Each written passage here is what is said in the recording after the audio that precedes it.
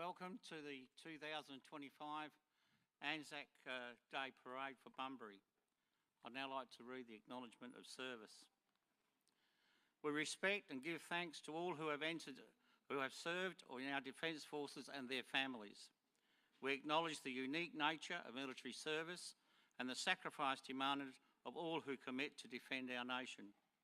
We undertake to preserve the memory and deeds to all who have served and promise to welcome, embrace and support all military veterans as respected and valued members of our community. For what they have done, this we will do. Parade Commander, a tribute to the flags.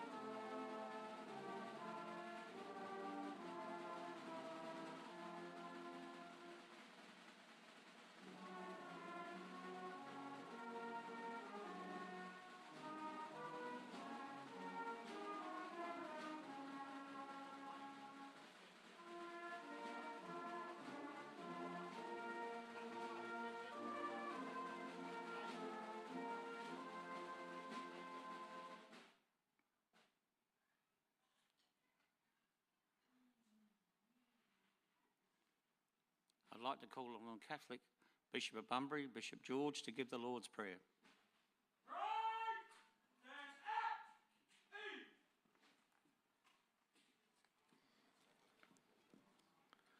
Let us place ourselves in the presence of our loving God and pray together. Our Father, who art in heaven, hallowed be thy name. Thy kingdom come, thy will be done on earth as it is in heaven. Give us this day our daily bread, and forgive us our trespasses, as we forgive those who trespass against us. And lead us not into temptation, but deliver us from evil. Amen.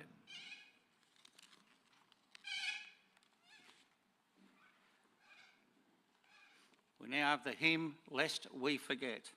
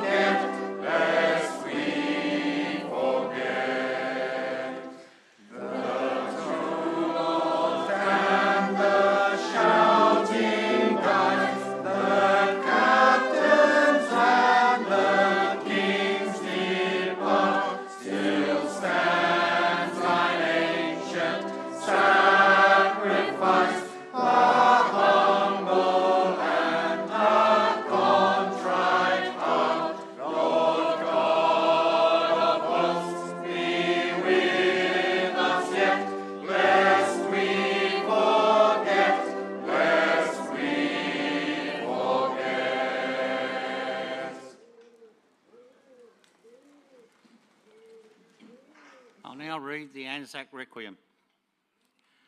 On this day above all days, we call upon those who served in war and who did not return to receive the grateful thanks of the nation. We remember those who still sleep where they were left, amid the holly scrub in the valleys and the ridges of Gallipoli, on the rocky and terraced hills of Palestine, and in the lovely cemeteries of France.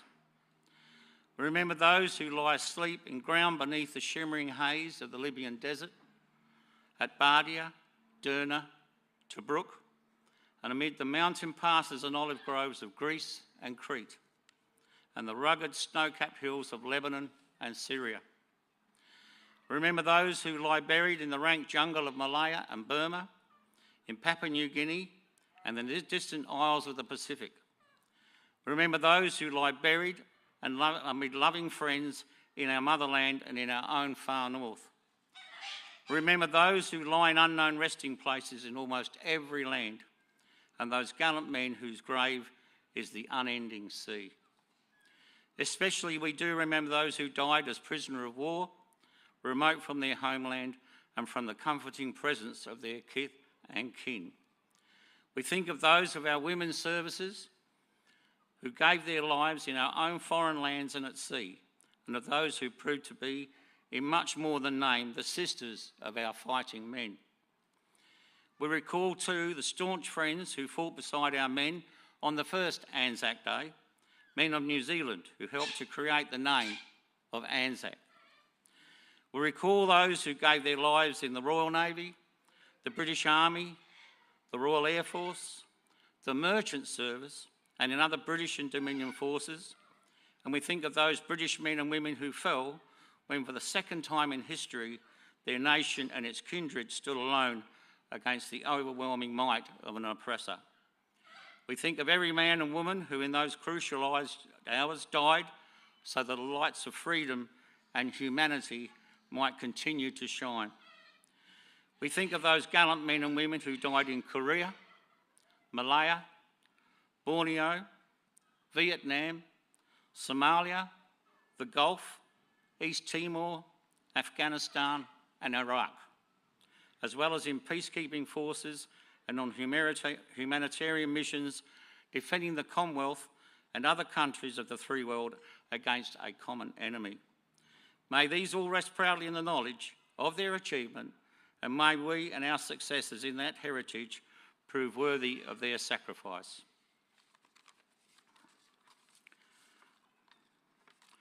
I now call upon those who have wreaths to lay some wreaths.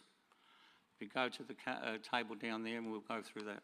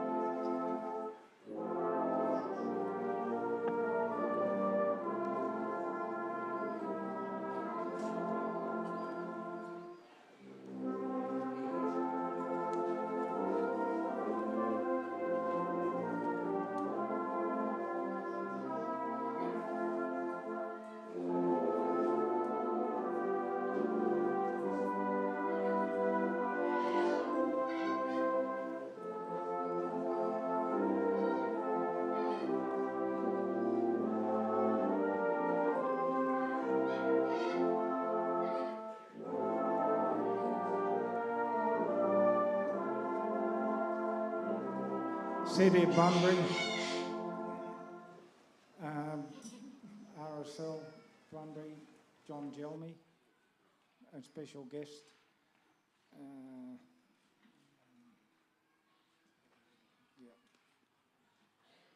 Major Matthew Wayne. City of Bunbury.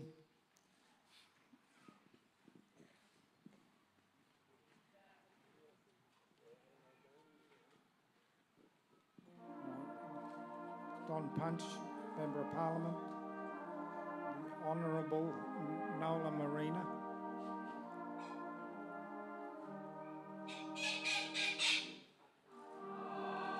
United Nations,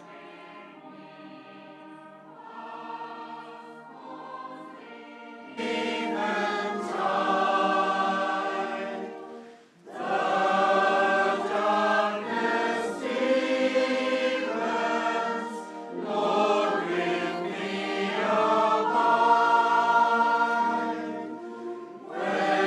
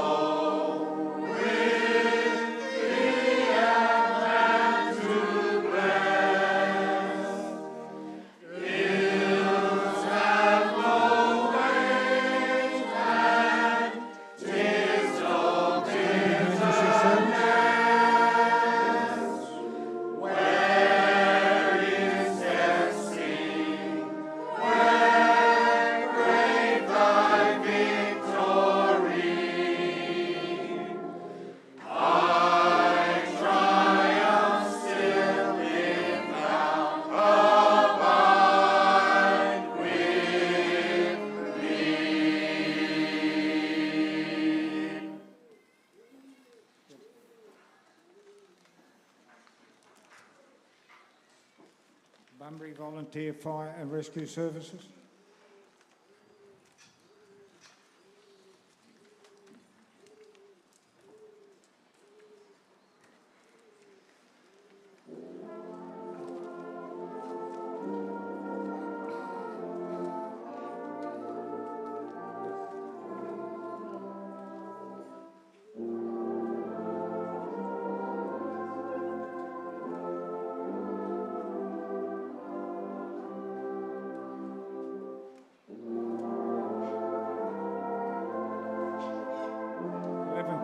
Battalion.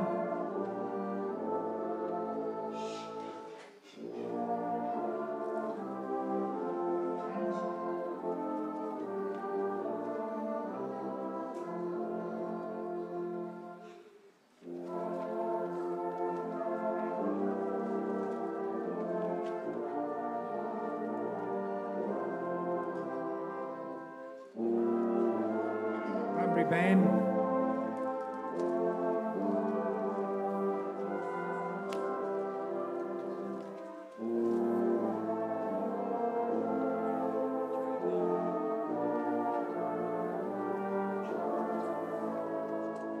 Wellington District Scouts.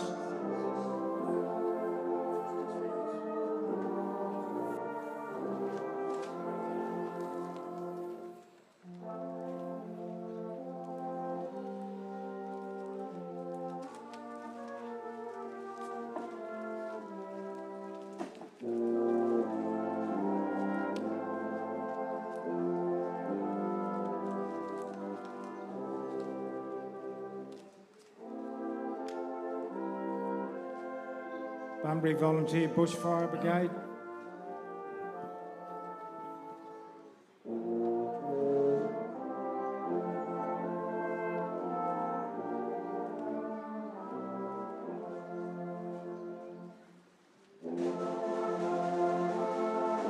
Emergency Service Cadet Corps.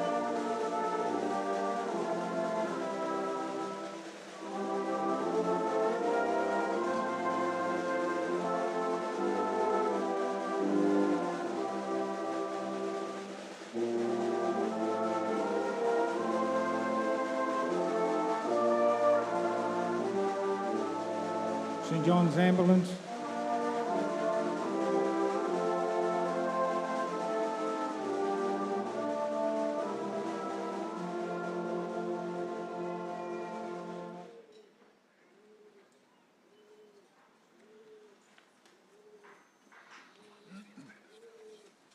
Newton Moore High School.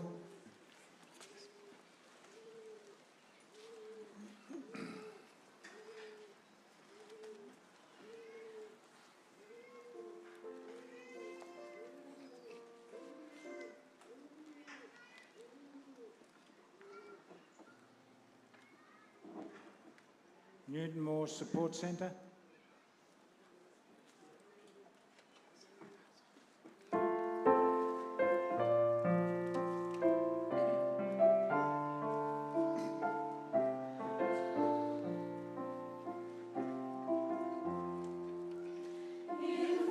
CWA Bunbury Bank.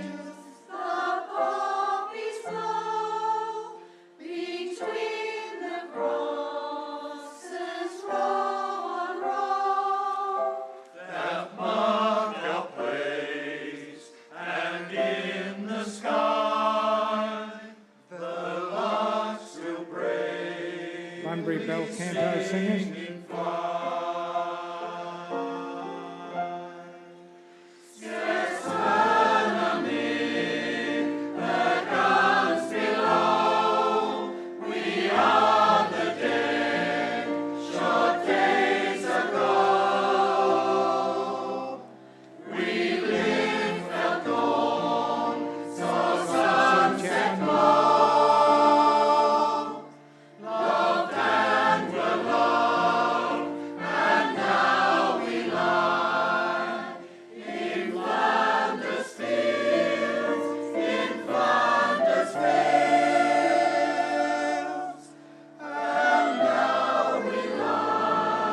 Girl Guides.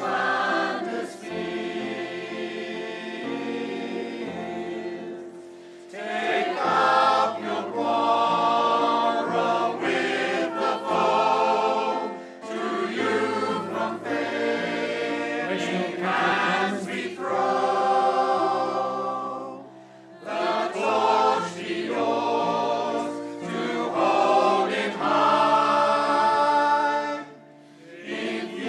the Veterans Association of WA.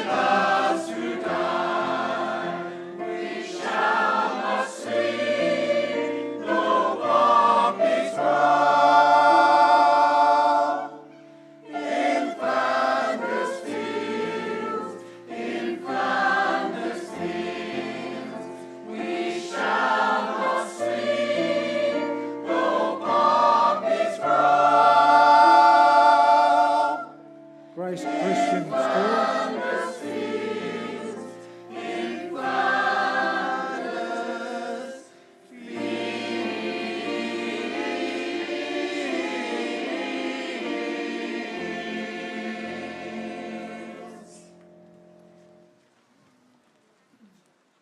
Mania Senior College.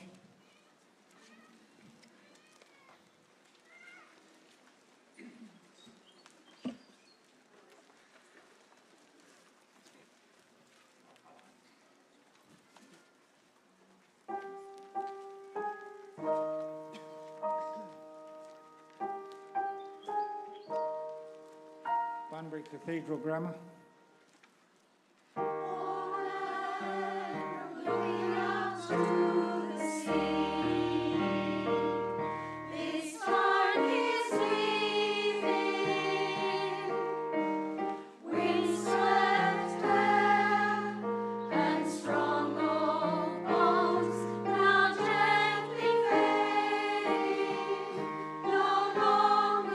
Glen Primary School.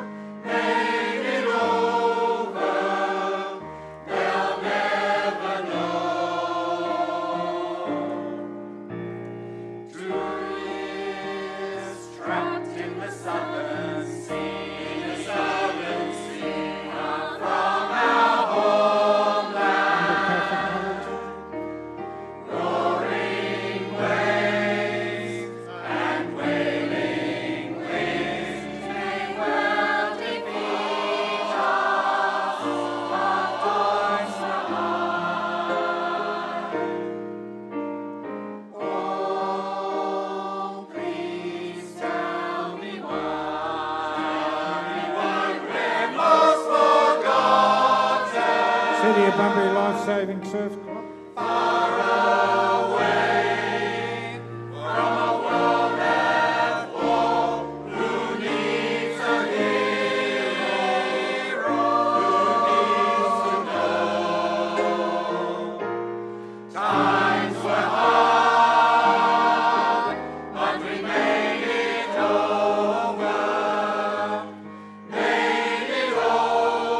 St. Joseph's Primary School.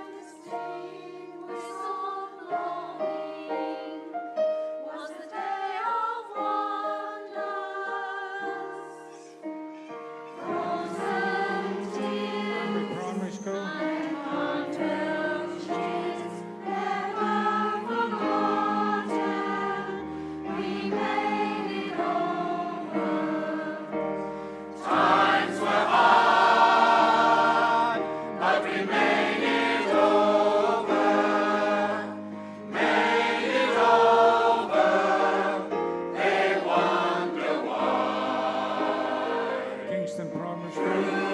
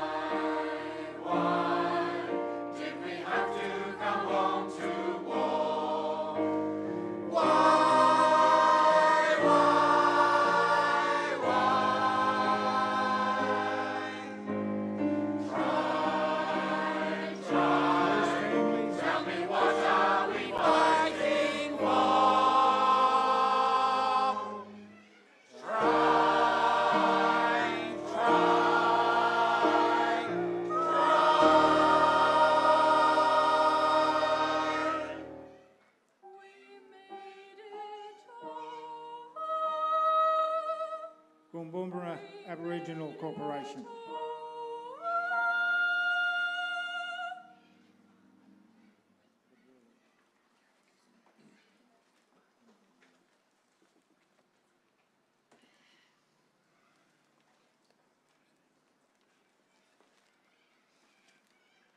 Ancient Order of Druids.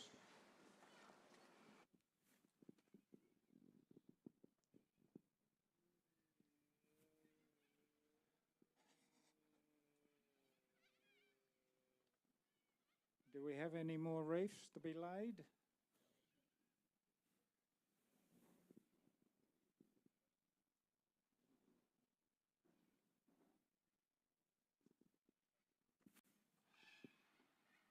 Bugler, last post.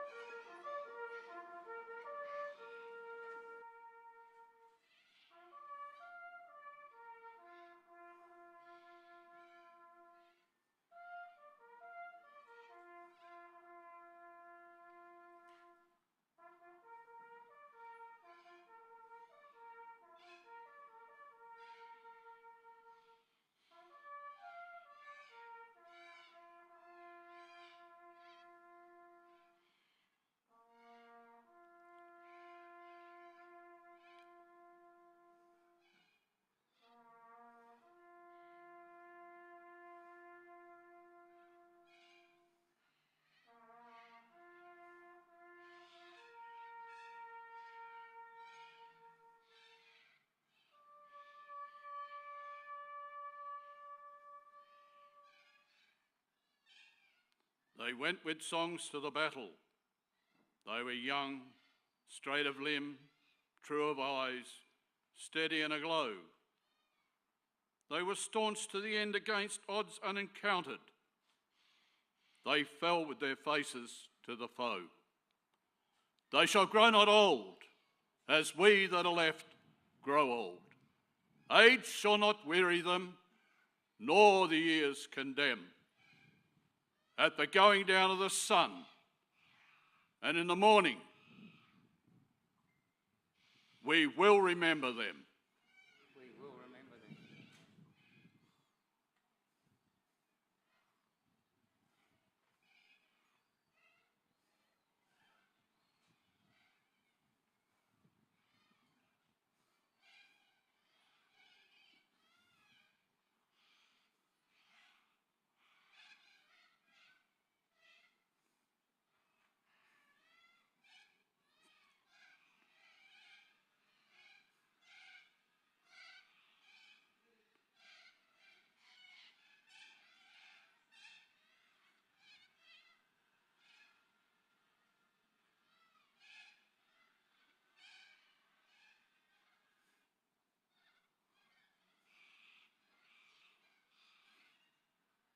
lest we forget. Lest we forget.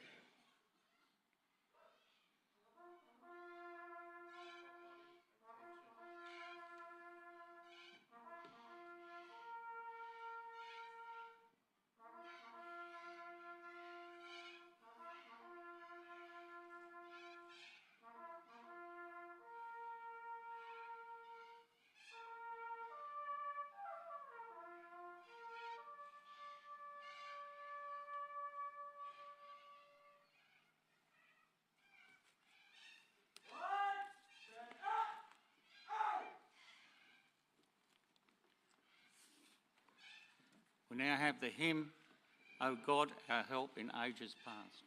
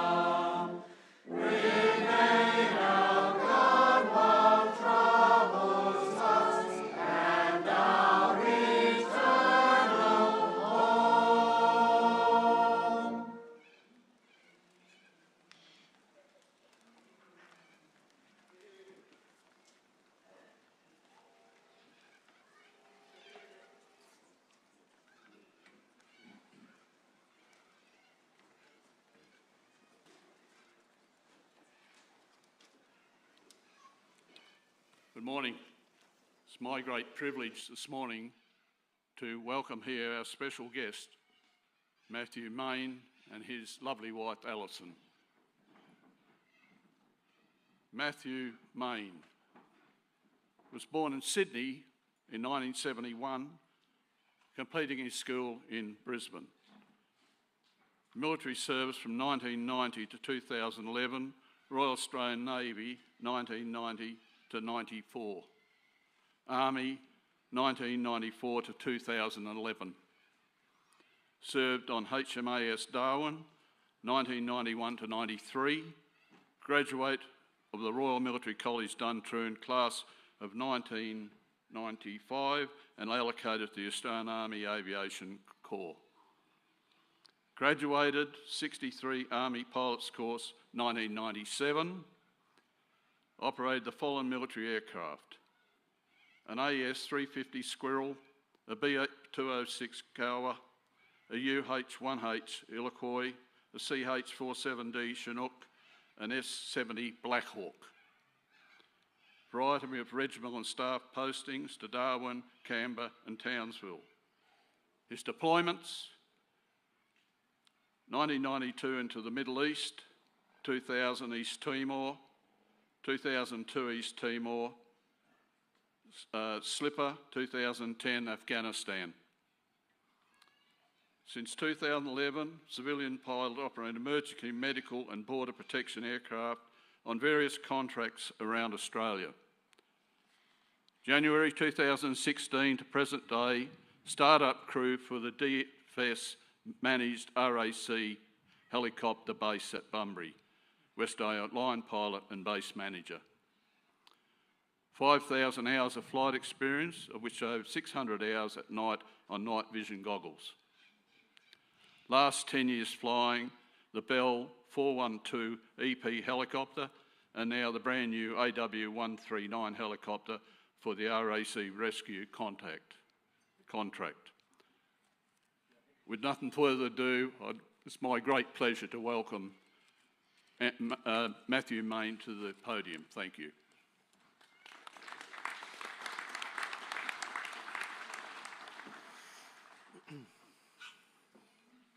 Thank you, John. Distinguished guests, ladies and gentlemen, boys and girls, good morning. Today we commemorate the 110th anniversary of the Gallipoli campaign, a solemn occasion in which we stand at memorials across our two countries and remember those men of Australia and New Zealand who came ashore in Turkey in 1915. Though the Gallipoli campaign failed to achieve its military objectives, the actions of the Australian and New Zealand troops bequeathed an intangible but powerful legacy. The creation of what became known as the ANZAC legend was born. Like many of you, I have ancestral connections to the Great War and the Australian Imperial Force. When recruitment numbers for the AIF were in decline from 1916 onwards, my great-grandfather, Norman Nevin, was keen to join. Upon turning 18, he enlisted in the 1st AIF at the Brisbane Recruiting Depot on New Year's Eve 1917 and was assigned to the 9th and final reinforcement group to the 41st Infantry Battalion, 3rd Australian Division. A seasoned unit, the 11th Battalion had been engaged on the Western Front since 1916, fighting at Amiens, Messines Ridge and Passchendaele. Arriving in France in the final year of the war, Norm fought under Australia's most brilliant military leader of the Western Front, General Sir John Monash. Norm was unique, but he was also identical to my youth and the youth of today. He was full of life, full of vigour, and according to his military records, full of a healthy disrespect for authority.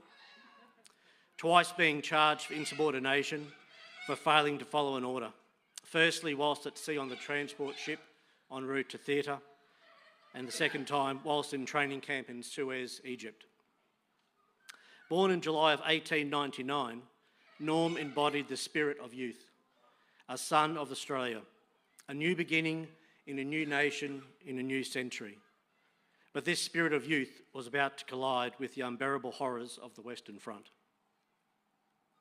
The 41st Infantry Battalion played an active role in the August Offensive of 1918, being part of the initial attack and long advance that followed. The battalion's final action was to be the Battle of the Hindenburg Line from the 29th of September to the 2nd of October. 4 days of the most intense fighting. The attack went forward with Norm's battalion in the thick of it, and over the next 96 hours, hard and bloody fighting continued, hand to hand, bayonet to bayonet. The Hindenburg Line, a system of 3 heavily fortified interconnected German trenches, was finally broken through. It was to be the last great battle fought by Australian units of the Great War and would see the combat disbanding of the 41st Infantry Battalion. The losses were unimaginable, just as they had been on every other major engagement since arriving on the Western Front. Of the Great War, 155,133 Australians returned home with wounds both physical and mental. Norm was to be counted in these numbers. Having secured the second line of trenches, the Germans launched a counterattack, and in the confused and fierce fighting, an enemy grenade exploded next to him, peppering Norm's body. Norm was eventually evacuated to the rear and returned to Australia the following year after a very long convalescence in England. His right leg amputated from the thigh due to the infection and sepsis of so much metal and foreign material still buried deep in flesh and bone. Today we remember these men, these brave, courageous young men of Australia and New Zealand. The names of those that gave their everything are inscribed on cenotaphs across our two beautiful countries. In every small town and every capital city, the names of the fallen are etched in stone. The graves of those brave 41st Infantry Battalion men who gave their life on the last battle of the Great War lie in the Australian National Memorial at Villers-Bretonneux. Their name lives forevermore. We too remember the wounded, the thousands upon thousands of wounded veterans. Norm returned to Brisbane, married and had 2 sons. Norm was unique, but his story is not. His story, like so many of the Great War, was of a life cut short. Norm died in Brisbane of wounds sustained on the Western Front. He was 38 years old. His widower, Grace Nevin, my great-grandmother, would go on without him for the next 44 years. Norman's two sons, Neil, my grandfather, and Dennis would grow up in Brisbane during the interwar years. When World War II arrived, Neil joined the Navy. He was posted to the destroyer HMAS Canberra, where he would serve until its untimely end at the Battle of Savo Island, Guadalcanal, now known as the Solomon Islands. My granddad was fortunate to survive the encounter with the Imperial Japanese Navy on that dark night in 1942. He was eventually repatriated back to Australia and lived a full life. My grandmother would tell me as a boy that when she combed his hair, shards of metal would still emerge from his scalp from the wounds sustained. As a boy, I remember often staring at the many scars on my granddad's legs and wondering how this came to be. My father, a National Service soldier, or NASHO as they were known, completed his required duty at the 18th National Service Battalion in Brighton, Tasmania, between the years 1954 to 56. He would always laugh when he remembered back of the jovial times with his mates. My own service in the Navy and Army seems world apart, yet strangely familiar. I had followed the same path as my grandfather into the Navy. We did the same electrical training at the same technical school at HMAS Cerberus. Like my great-grandfather, I briefly experienced the life of an infantryman. It is a vocation that did not meet my Hollywood expectations. Little sleep, long days of hard physical work, and an uncomfortable bed under the stars. My army career would lead me down a path to aviation, a path I remain on today, operating the RAC rescue helicopter from both the Bunbury and Jandakot bases. I have seen conflict and suffering, but nothing on the scale of the Western Front or the Pacific War. I am grateful for having deployed on 4 separate occasions and returning home safely to my wife and family. Today, we gather together in solemn reflection and we remember all of those across all conflicts who have served our country and continue to serve. Proud men and women of Australia and New Zealand that answer the call. We vow never to forget their sacrifice. We vow never to forget their name. On this 110th anniversary of ANZAC, we remember them all with love and fondness because they are ours, lest we forget.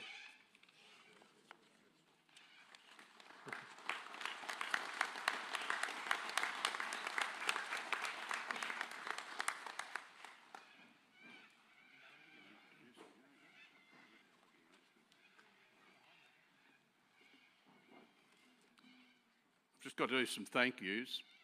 And what first one, of course, is for our guest of honour, Mr. Matthew Main, and his wife Alison, and all our guests that are here today. I thank you very much for your attendance. Particularly want to welcome the new Catholic Bishop of Bunbury, the Most Reverend George, and Bishop Ian Cootes from the Anglican Diocese of Bunbury. Captain Zoe Schultz of Salvation Army. Many thanks to Trevor Herbert and Sophie Fry for organising and conducting the Rathmines service. Trevor, would you like to stand up so people can see you? Trevor ran the Rathmines service at 8:30 this morning. Thank you, Trevor.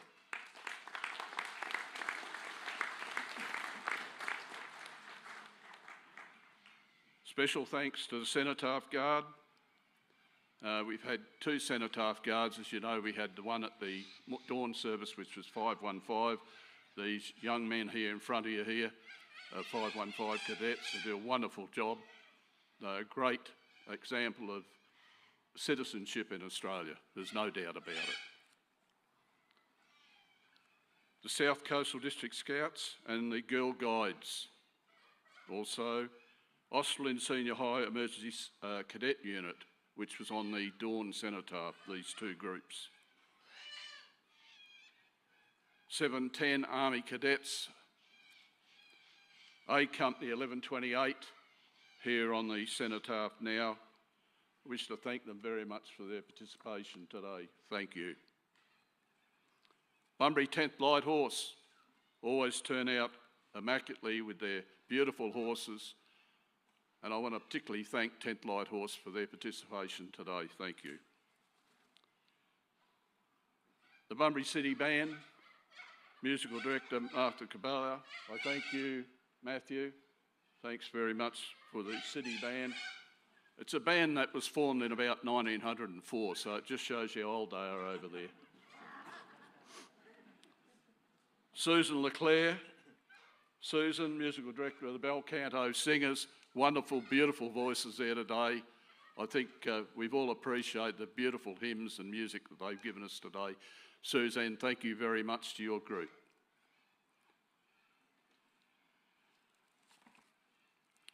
Brett Corkery, bugler. Brett, thank you.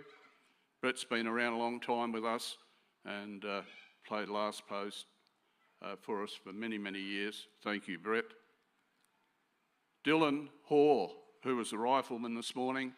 Thank you, Dylan. I don't know if you're here today at this service, but Dylan was the one that fired the last shot this morning at the dawn service. Particular thanks to Lottery West.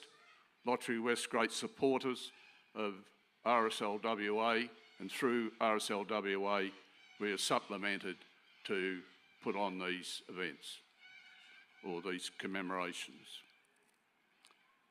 St John's Ambulance over the back there. I can see the ambulance sitting over there. Thank you for your attendance today, St John's. City of Bunbury Council, the Mayor Jason. Thank you, Jason, and the councillors. Also Parks and Gardens for their work on the lawns down at the memorial. Also to Christine Ingram, who helped out with the permits and stuff for today for road closures. Traffic Solutions, we've got to have traffic cut off to protect us so we don't get injured. So Traffic Solutions. Also AcWest for their water cart which they supply to us. Total Sound set up here today for us and also for the dawn service, thank you. Lomax Media. Mr Lloyd Herald, he's Martson Capital Screens. You know those big screens you see around town? There's one down on the corner down here. He donates the advertisements that we put on there to us, which is great. We thank him, thank his company very much for that. To all veterans and service members for their turnout today, both at the dawn and here now. What a wonderful turnout by veterans and service people here today. Thank you very much. To the RSL committee, the parade marshal and the RSL wardens, I thank you very much. It takes a fair bit to put on, so a lot of work goes into it, and without those people things wouldn't run smoothly, so I thank you all very much. Lastly, I can't see the reefs down the front, but obviously they must be beautiful, and to see all those young Australians come through today laying those reefs really softened my heart, because it's wonderful to see the youth, the schools, support that we get from them. If you look round to the back there, you'll see there's just rows and rows of them, little tiny tots to big ones, and to the students, I thank you all very much. Lastly, as usual, for anyone that I may have forgotten, you, the public out there especially, thank you for your wonderful support, attending this commemoration, honouring those that have served and those that have departed through service. I thank you all very much today for your attendance in support of this ANZAC commemoration service. With a big heart, I say thank you.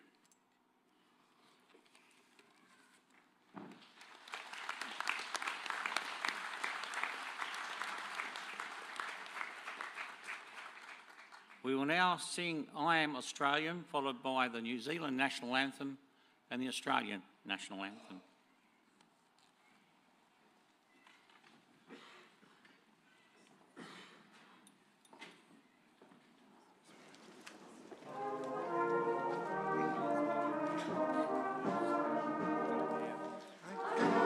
From the great time.